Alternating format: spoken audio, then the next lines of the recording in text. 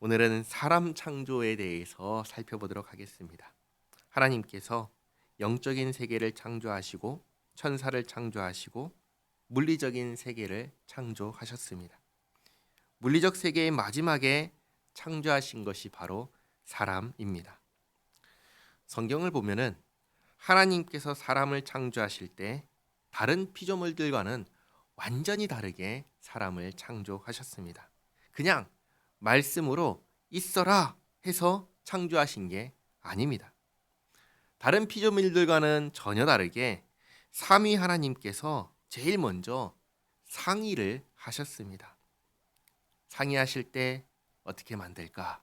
우리의 형상대로 만들자 하시고, 그리고 먼저 창조하신 피조계를 다스리게 하자라고 하셨습니다.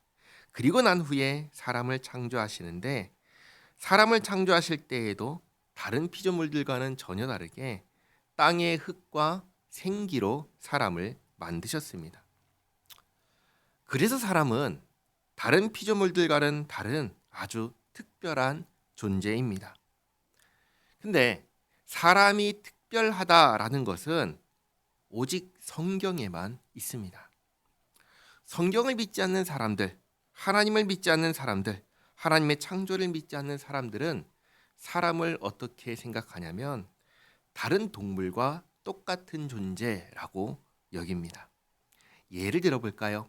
윤회를 믿는 사람들이 있습니다. 사람이 죽으면 다시 태어난다고 하죠. 그런데 사람이 죽었다가 다시 태어날 때 내세 사람이 사람으로만 태어난다고 할까요? 그러지 않습니다. 동물로도 태어날 수 있다고 합니다. 무슨 뜻인가요? 사람만 특별한 게 아니라는 겁니다. 사람은 언제든지 동물이 될 수 있는 존재, 똑같이 보는 것입니다. 또 진화론을 받아들이는 사람들은 사람을 어떻게 생각하나요? 동물 가운데 우연히 대진화의 결과 사람이 되었다고 여깁니다. 그러니까 사람은 전혀 특별할 것 없다라고 얘기를 합니다. 그러나 성경은 사람이 동물과 다른 아주 특별한 존재라고 아주 분명하게 가르쳐 줍니다. 성경을 하나님의 말씀으로 믿는 사람만이 사람이 특별하다라는 것을 받아들일 수가 있는 겁니다. 사람은 특별합니다. 어떻게 특별한가? 사람은 영혼과 육체로 이루어져 있습니다. 육체는 어디서 왔죠? 흙에서 왔습니다. 영혼은 생기에서 왔습니다. 그리고 사람만이 다른 피조물을 다스릴 수 있는 권한이 있습니다. 잘 생각해 보시기 바랍니다. 지상의 그 어떤 피조물도 다른 피조물을 다스리지 못합니다. 예를 들겠습니다. 사자가 코끼리를 다스리는 것 보신 적 있습니까? 반대로 코끼리가 사자를 다스리는 것을 보신 적 있습니까? 그런 걸 본 적이 없습니다. 오직 사람만이 다른 피조물들을 다스립니다. 사람이 사자를 다스리고 사람이 코끼리를 다스리는 것 우리는 얼마든지 볼 수 있습니다. 그러니까 사람은 다른 피조물과는 차원이 다른 존재인 것입니다. 하나님께서 사람에게 이 세상을 다스리게 하셨습니다. 그리고 그 중심에는 하나님의 형상이 있습니다. 사람만이 하나님의 형상대로 지음 받았습니다. 어떤 피조물도 심지어 천사도 하나님의 형상이 아닙니다. 사람만 하나님의 형상입니다. 그러면 하나님의 형상이라는 것은 무엇일까요? 간단하게 말씀을 드리면 하나님을 반영할 수 있는 존재, 하나님을 나타낼 수 있는 존재라는 것입니다. 이 세상에 사람만이 하나님을 나타낼 수 있습니다. 그래서 다윗은 이렇게 우리를 존귀하게 창조하신 것을 감사하며 이렇게 말했습니다. 시편 8편 4절에서 6절까지 말씀인데 제가 읽겠습니다.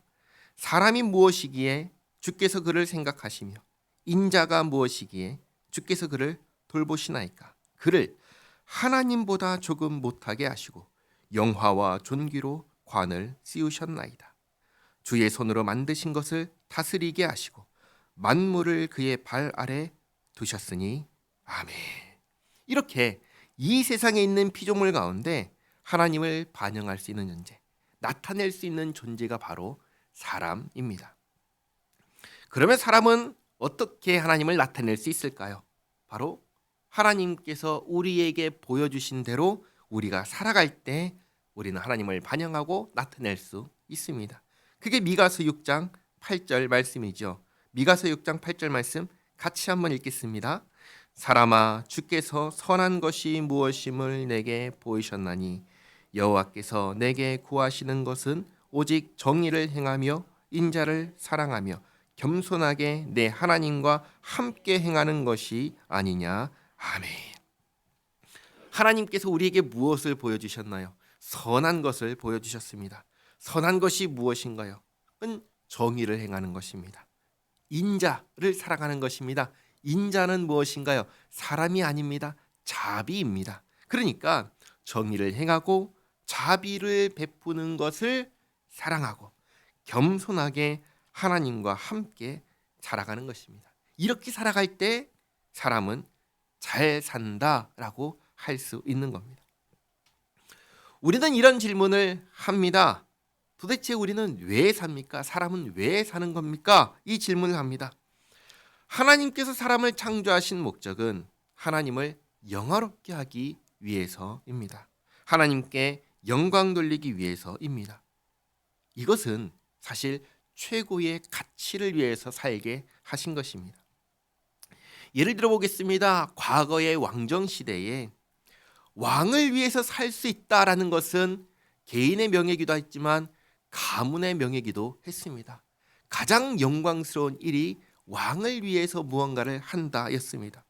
오늘날에도 존귀한 누군가를 위해 산다는 것 영광입니다. 하물며 만물을 창조하신 하나님을 위해서 살 수 있다는 건 이보다 더 가치 있는 인생은 없는 것입니다. 하나님께서는 우리를 최고의 가치를 위해서 살게 하셨습니다. 그리고 그 삶은 하나님께서 보여주신 선한 것, 정의를 행하고 자비를 베풀며 하나님과 함께 살아가는 삶인 것입니다. 정의를 행한다는 것, 공정하게 행동하는 것입니다. 자비를 베푼다는 건 주위에 연약한 이들을 돌보는 것입니다. 겸손하게 주님과 동행한다는 것은 말씀과 기도로 주님의 뜻을 구하며 산다는 것입니다. 주님께서는 우리를 이러한 삶으로, 선한 삶으로, 주님과 동행하는 삶으로, 하나님께 영광 돌리는 삶으로 우리를 부르셨습니다. 이 부르심에 아멘으로 화답하며 하나님을 영화롭게 하는 우리 모두가 되기를 바랍니다. 기도하겠습니다. 하나님 감사합니다. 저희를 이 세상 그 어떤 피조물들과는 차원이 다른 존재로 하나님의 형상대로 창조해 주셔서 감사드립니다. 그리고 하나님께 영광 돌리는 가장 가치 있는 인생을 살게 하여 주심에 감사드립니다. 주님께서 보여주신 선한 길을 행하며 살게 하옵소서. 정의를 행하고 자비를 베풀며 겸손하게 주님과 함께 살아가는 저희의 인생 되게 하옵소서. 주님을 영화롭게 하며 영광 돌리는 복된 삶을 살아가는 우리 모두가 되게 하옵소서. 예수님의 이름으로 기도하옵나이다. 아멘. 우리 주 예수 그리스도의 은혜와 아버지 하나님의 사랑과 성령님의 교통하심이 주님의 형상대로 지으심에 감사하며 주님께서 보여주신 대로 살아서 주님께 영광 돌리기 원하는 여기 모인 주님의 자녀들 머리 위에 이제로부터 영원토록 함께 있을지어다. 아멘.